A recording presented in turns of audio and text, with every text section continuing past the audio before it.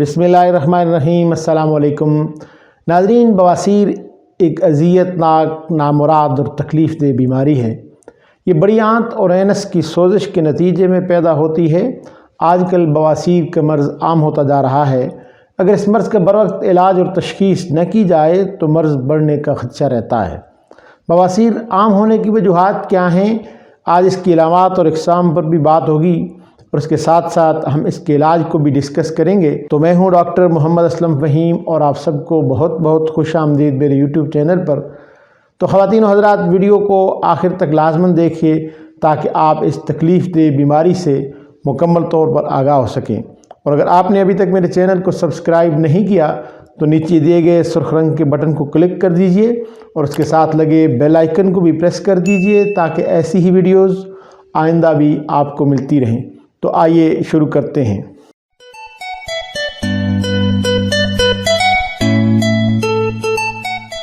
नाज़रीन, बवासीर के बारे में कहा जाता है कि मर्ज़ उम्र रसीदा लोगों में आम होता है, लेकिन एक तहकीक के मुताबिक कि मर्ज़ कम उम्र लोगों में भी आम पाया जाता है।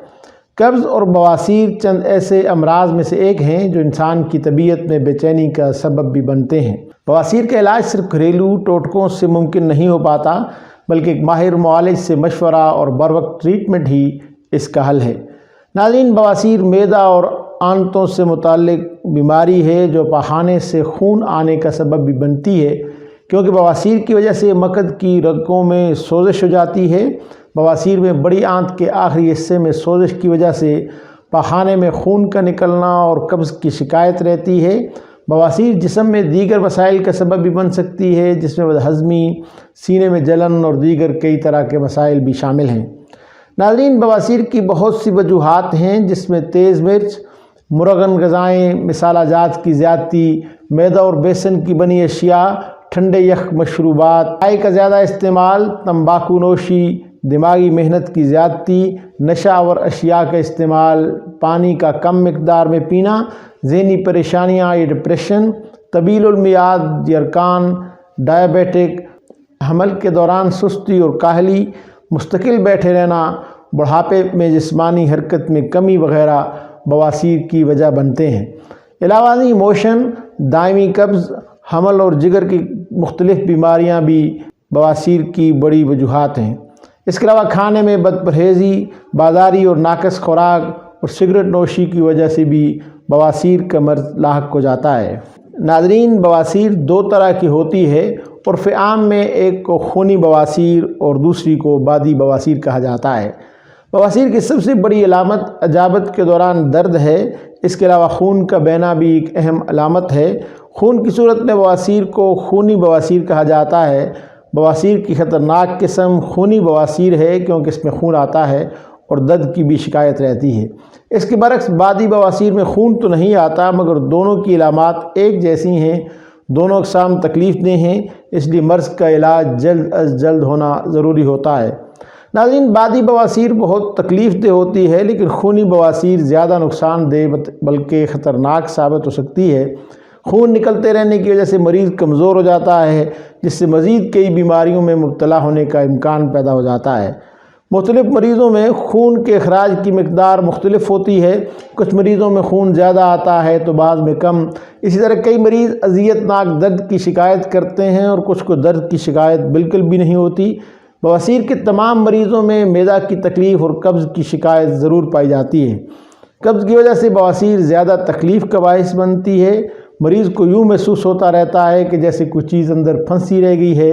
बवासीर के मरीज़ का इलाज होम्योपैथिक में बहुत कामयाब रहता है, बशर्ते कि मरीज़ के तमाम मसाइल को समझते हुए उसके असल मसाइल यानी मुस्तकिल गुस्सा, कोई वहम, मनफी परेशान करने वाली सोचें, गैर सेहतमंद खुराक, सिगरेट नोशी, नशा, नींद की ख़राबी, मैदा के मसाइल, हर छोटी बड़ी तकलीफ़ के लिए अद्वियात खाने का मिजाज, डिप्रेशन, तशवीश और परेशानी वगैरह का भी साथ में इलाज किया जाए। होम्योपैथिक इलाज से खून और दर्द तो बहुत जल्द ठीक हो जाता है, ताहम मस्सों और महकों के लिए एक लंबे पीरियड तक दवा खाने की ज़रूरत होती है। नाज़रीन, मरीज़ अक्सर इसका ऑपरेशन करवाने को तरजीह देते हैं, जिसके नताइज कई दफ़ा बल्कि अक्सर औक़ात अच्छे नहीं होते। اس کی وجہ یہ ہے کہ مریض اپنے کھانے پینے، سونے جاگنے، معدہ کی خرابیوں اور زندگی کے معاملات و معمولات کو تبدیل نہیں کرتے اور کچھ عرصہ بعد تکلیف دوبارہ شروع ہو جاتی ہے۔ آئیے بات کرتے ہیں چند ایک ہومیوپیتھک ادویات سے متعلق جو بواسیر کے مرض میں عام طور پر استعمال کی جاتی ہیں۔ گہرے رنگ کے خون کا اخراج، مریض کی سانس اکھڑنے لگتی ہے، خون کی کمی کا مرض لاحق ہو جاتا ہے، تو ایسی صورت میں ہیماویلس مدر ٹنکچر کے 10 قطرے دن میں 3 بار لینے سے بہت جلد آرام آ جاتا ہے۔ خونی بواسیر جس میں ہر حاجت کے بعد خون کی ایک چھوٹی سی دھار بہہ نکلتی ہے، تو ایسی صورت میں فاسفورس بہت اچھا کام کرتی ہے۔ بادی بواسیر جس میں اولاً تو خون آتا ہی نہیں ہے، اگر آئے تو بھی بہت کم، بواسیر اور کمر درد لازم و ملزوم ہوں تو ایسکیولس ہپ بہت اچھا کام کرتی ہے۔ بواسیر جس میں درد بہت شدید ہوتا ہے تو سٹرونشیم سے آرام آتا ہے۔ بواسیر جس میں مس سے انگور کے خوشوں کی طرح باہر نکل آتے ہیں تو ایلوز دوا ہوا کرتی ہے۔ بواسیر جس میں یہ محسوس ہوتا ہے کہ مقد میں لکڑی کے ٹکڑے پھنسے ہوئے ہیں، خصوصاً حاملہ خواتین کی بواسیر میں کالنسونیا بہت اچھا کام کرتی ہے۔ بواسیری مسوں کو ٹکور سے بہتری ہو، مریض کو سردی زیادہ لگے، بہت کمزوری، نکاہت اور بے چینی ہو تو آرسینکم البم اس کو شفا دینے کا باعث بنتی ہے۔ پائلز شام کے وقت بہت درد کرتی ہے اور رات کو آرام کے بعد بہتری آ جاتی ہے، خون کے لوتھڑے نکلتے ہیں، حاجت بہت سخت ہوتی ہے اور مشکل سے پخانہ خارج ہوتا ہے، بلکہ اکثر اوقات پخانہ بھیڑ بکریوں کی مینگنیوں کی طرح خارج ہوتا ہے، یا پھر نرم پخانہ بھی خارج کرنے کے لیے بہت زیادہ زور لگانا پڑتا ہے، تو ایسی صورت میں ایلیومینا دوا ہوتی ہے۔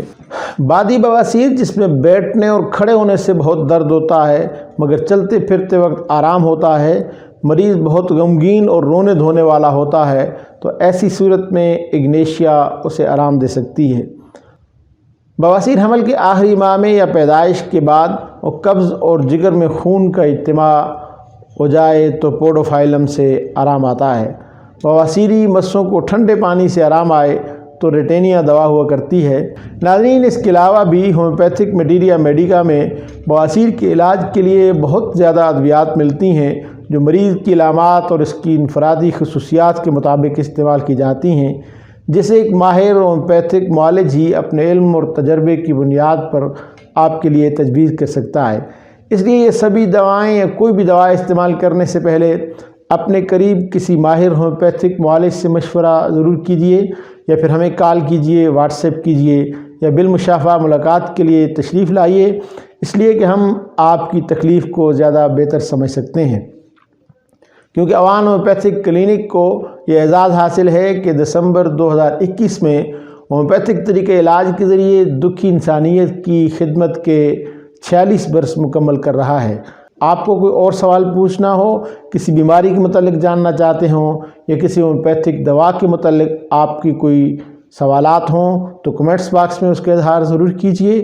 امید ہے آپ کو یہ ویڈیو پسند آئی ہوگی۔ ویڈیو اچھی لگی ہے تو اسے لائک کیجیے، شیئر کیجیے اپنے فرینڈز، فیملی اور اپنے پیاروں کے ساتھ واٹس ایپ، انسٹاگرام، فیس بک اور دیگر سوشل میڈیا ویب سائٹس پر، تاکہ انہیں بھی بینیفٹ مل سکے۔